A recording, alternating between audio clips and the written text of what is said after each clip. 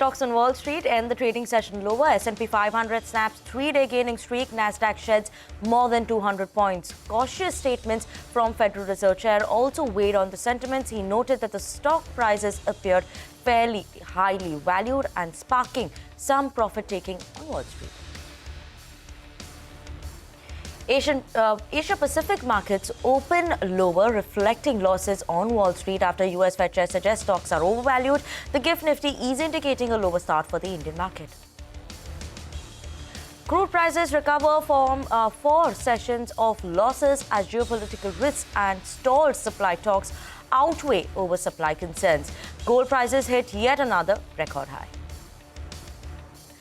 US President Donald Trump speaks at UN General Assembly, says India and China are primary funders of Russia-Ukraine war, warns US will impose strong tariffs on Russia. United States Department of Homeland Security formally proposes changes to the H-1B visa selection process just days after Trump administration announced a steep hike in application fees to $100,000 for new applicants. The proposal seeks to replace a current random lottery system with a weighted selection model that favors application from employers offering higher wages.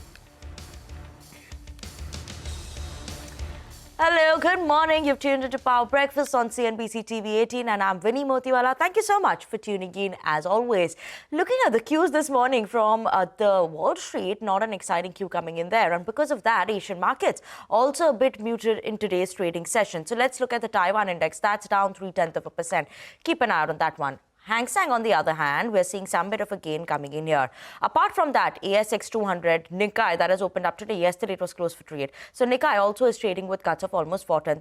ASX 200 is seeing a sharper fall, 1% decline almost for the ASX 200. So except for Shanghai, as well as Hang Seng, we're seeing everything else that's opened up in the red. So very muted opening is what we could watch out for, even for the Indian markets. And on that note, let's pull up the GIFT Nifty, right?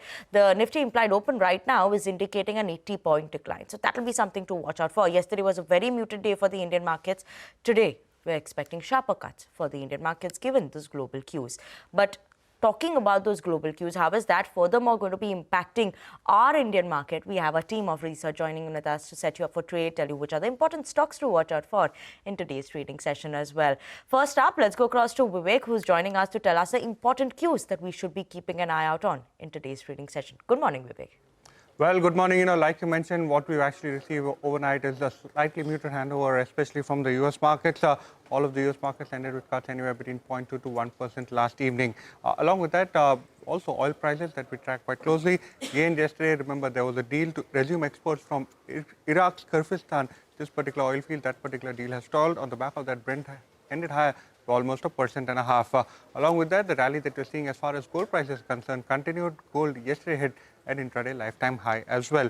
Along with that, we need to keep an eye out on the Indian rupee as well. Remember, yesterday it did hit an all-time low against the US dollars. Coming to our own markets, yesterday we did see a sharp gap down opening, but post that we did see quite a bit of a pullback from the intraday lows, especially in the broad end of the markets. And what actually outperformed was the Nifty Bank and the financials. PSU Banking Pack also aided the rally in yesterday's trading session. You did see steel stocks. Remember, Nomura yesterday upgraded target price across quite a few steel companies. On the back of that, the steel stocks rallied. But on the other hand, what were the laggards? The IT pack continued to remain as laggards. And along with that, FMCG stocks that had outperformed going into the GST rate cut, most of them did see profit booking names like Trent, HUL, Nestle, all of them underperformed. Primary market action continues to remain quite robust. 3 new IPOs open for subscription today. Jain Resource Recycling, 1,250 crore IPO. EPAC, Prefab Tech, that particular IPO over 500 crores. And BMW Ventures, a slightly smaller IPO, looking to raise over 230 crores. There are almost 4 companies which have entered day 2 as far as subscription is concerned. Sesha Sai Technologies, Anand Rathi, Solar World Energy Solutions, as well as Jaro Institute of Technology. And today, there are 2 IPOs that are in the final day as far as their subscription is concerned. Atlanta Electricals as well as Ganesh Consumer. Remember, 2 IPOs actually saw day 3 end. So yesterday was the last day of subscription. JK Energy as well as Satvik Green Energy. Both of these IPOs closed yesterday, oversubscribed by 90 times and 6.6 times respectively. Keep an eye out on AkzoNobel. A large block is expected today. And like you mentioned, GIFT Nifty indicating a gap down start for our markets today. Okay, Vivek, thank you so much for that, for those important cues over there, especially a lot that is going to be happening in the primary market as well. But let's talk about which are the important stocks you should be keeping on your radar this morning. We have Gaurav joining in with us for that. Good morning, Gaurav. Well, good morning. First, let's talk about the IT companies. These companies have been in focus, and today let's talk about Infosys and HCL Tech. Both the companies are in focus on the back of the new order that they have got for the AI solution. First is Infosys. They have extended their strategic collaboration with Swiss telecom company Sunrise and HCL Tech. Now, this is also in focus because they have also renewed their agreement with one of the largest Swedish commercial vehicle manufacturing company for AI-powered services. Other than that, Minda Corp is in focus because they have released their Vision 2030. According to that, they are saying that revenue is going to scale up almost by 3.5 times. Margins will improve beyond 12.5%, and at the same time, ROCE will exceed 25%. So, very optimistic target is what the company is talking about.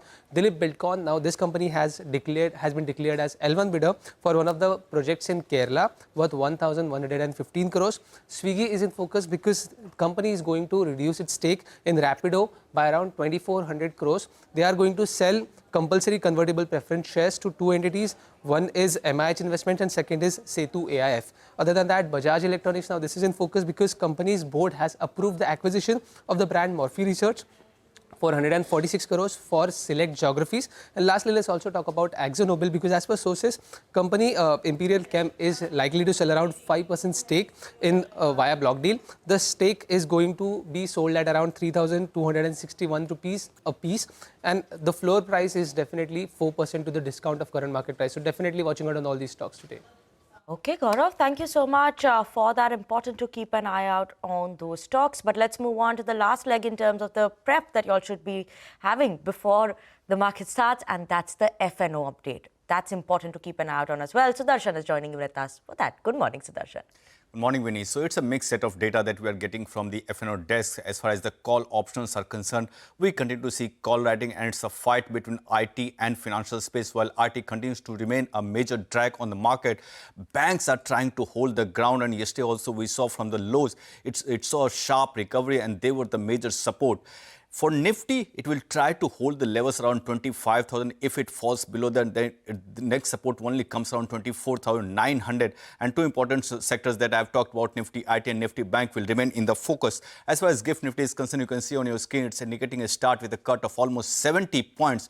On the flows front, also in the cash market, FIs remain on the sell side. Yesterday also, we have seen they have sold more than rupees 3,500 crore, while DIs have bought nearly rupees 3,000 crore. But in the futures, it's looking a minor pause. In the index futures, we have seen FIs buying more than rupees 400 crore, and also they have added long positions. At the same time, they have reduced short positions, and now their long exposure has increased. It's a minor increase to 14%. What does options data indicate? On the call side, two call options have become active, and those were 25,500 and 25,200. While there is a huge open interest build-up, but for both the call options, there was a fall in the premium. But in the contrary, put options have seen an increase in the premium for both 25,200 and as well as 25,000 put options. So support. First support 25,000. If we slip below that, the next support comes around 24,900. Resistance remains around 25,330. For Nifty Bank, support would be 55,430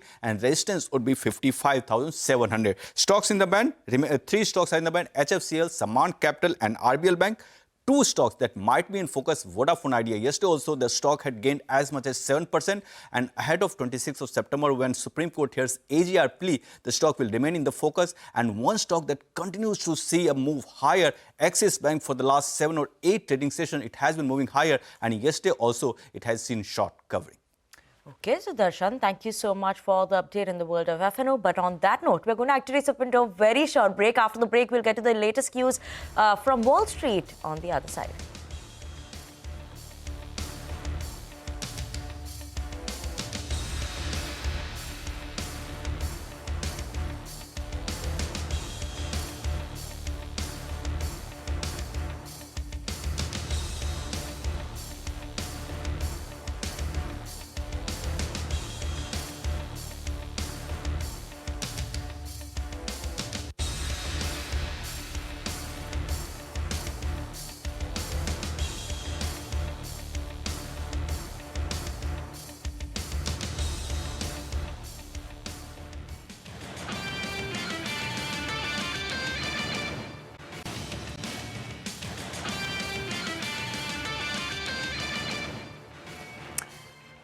Welcome back to Power Breakfast on CNBC TV 18. Now, US President Donald Trump at the United Nations General Assembly met last evening and accused China and India of funding Russia's ongoing war in Ukraine. He even called out NATO countries purchasing Russian energy. Listen in. China and India are the primary funders of the ongoing war by continuing to purchase Russian oil. But inexcusably, even NATO countries have not cut off much Russian energy and Russian energy products, which, as you know, I found out about 2 weeks ago, and I wasn't happy. Think of it. They're funding the war against themselves. Who the hell ever heard of that one? And in the US markets, Wall Street ended lower with S&P 500 now falling from its record highs and snapping its 3-day gaining streak. We have CNBC's Kate Rogers, who's getting us a wrap on all the action that happened on Wall Street.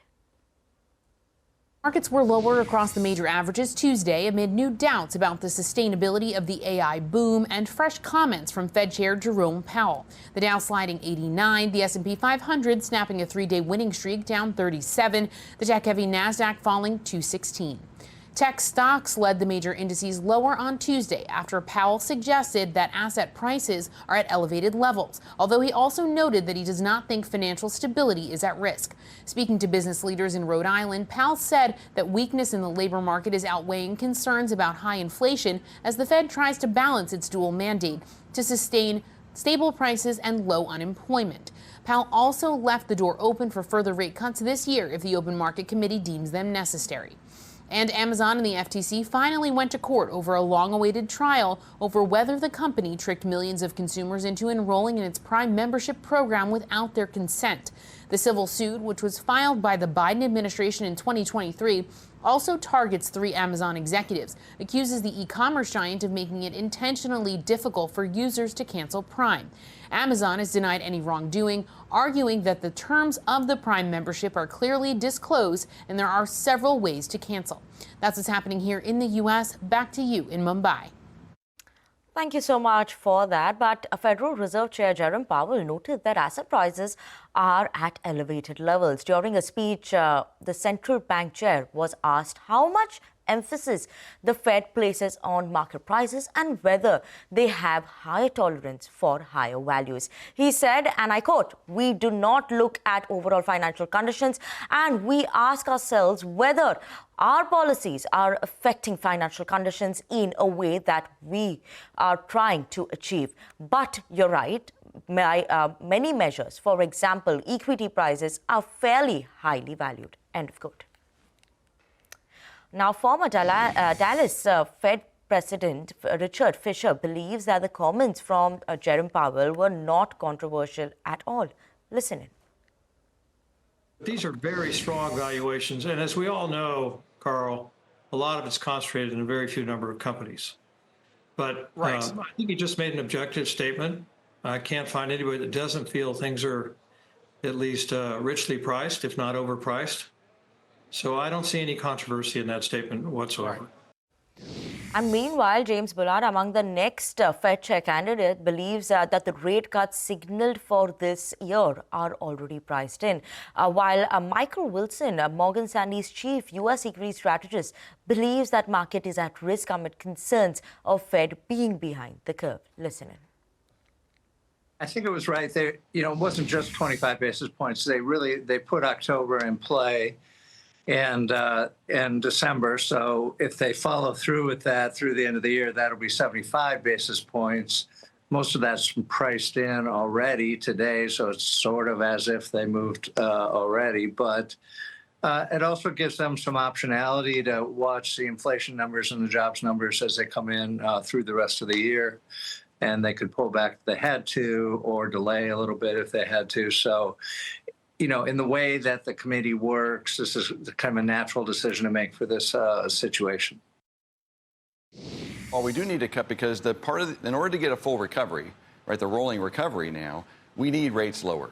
One of the reasons why we've had a tepid, kind of economy in the private sector is because rates are too high for most businesses, particularly small businesses and consumers. So they do need to cut rates. The question is, how much are they going to cut? And that's why we haven't seen the full rotation yet to the early cycle small cap, low quality parts of the market. Okay, so I believe that last week was sort of a sell the news event because the Fed is sort of dragging its feet. They cut 25, and the market really wants or expects, or it's priced for, more importantly, for something more aggressive. So we have this window now for probably the next 6 weeks or so where we think the market is at risk of this tension between the Fed being kind of behind its own curve and the bond market, and the equity markets really wanting or needing now a more aggressive Fed path.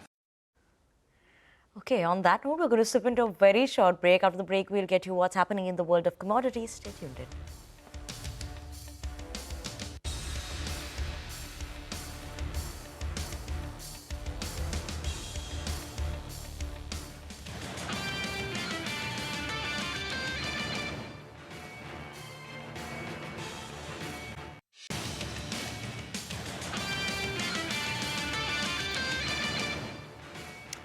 Welcome back to Power Breakfast on CNBC TV 18. Now it's time to get the update coming in the world of commodities.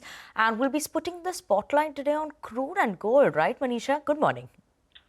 Morning. Well, yes, I am. If you look at the crude oil prices, we've seen some gains come back. Crude is up 1.5% overnight. The support comes in from the fact that the U.S. crude inventories have declined 3.8 million barrels, which is the biggest drop in 7 weeks. Also, the talks to restart oil exports from Iraq seems to be stalling, and that has been supportive. And then you have NATO pledging robust response to the Russian airspace incursion. So there could be some disruption coming in from there.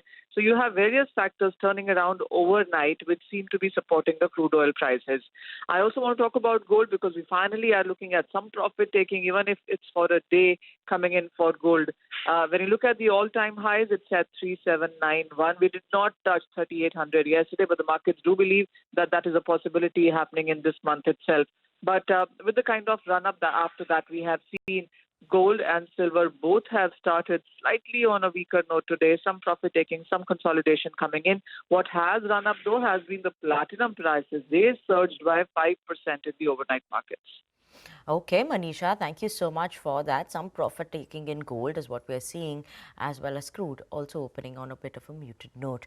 But on that note, we're going to wrap up this edition of Power Breakfast. We're going to be leaving you with visuals of the French President Emmanuel Macron making a phone call to Donald Trump after his journey to the French embassy was blocked by the police officers preparing for the motorcade of the US president. Macron, outside his vehicle, was speaking with a New York police officer, asking to negotiate with him. Guess what? I'm waiting the street because everything is frozen for you.